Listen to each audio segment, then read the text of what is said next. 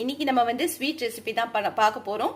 10 நிமிஷத்துக்குள்ள செய்யற மாதிரியான ரொம்ப ஈஸியான ஒரு sweet recipe carrot rava kesari தான் பண்ண போறேன். அது 4 ஸ்பூன் வரைக்கும் நெய் விட்டுருக்கேன். நெய் சூடாயிடுச்சு.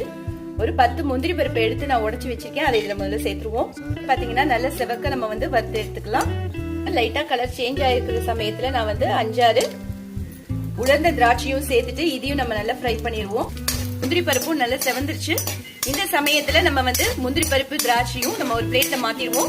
அதே நெய்ல நான் வந்து 2 கேரட் எடுத்துட்டு தோல் சீவிட்டு அதை வந்து நான் கேரட் துருவி எடுத்து வச்சிருக்கேன். அதையும் நம்ம இந்த நெய்ல சேர்த்துருவோம். ஒரு 2 நிமிஷம் நல்லா நம்ம வந்து வதக்கி விட்டுடலாம். 2 நிமிஷம் நல்லா இந்த நெய்லயே நல்லா வதக்கி விட்டாச்சு. இந்த சமயத்துல நான் இந்த கேரட்டை ஒரு தனியா ஒரு பிளேட்ல எடுத்து வச்சிடுறேன். அதே கடாயில 2 ஸ்பூன் வரைக்கும் நெய் விட்டுருக்கேன். நெய் சூடாயிடுச்சு. 1 கப் அளவுக்கு ரவை சேர்த்துக்கிறேன். எல்லாமே ஒரே கப்பால நான் வந்து மெஷர் பண்ணி எடுத்துக்கிறேன். அப்பதான் நமக்கு அந்த டேஸ்ட் வந்து நல்லா இருக்கும்.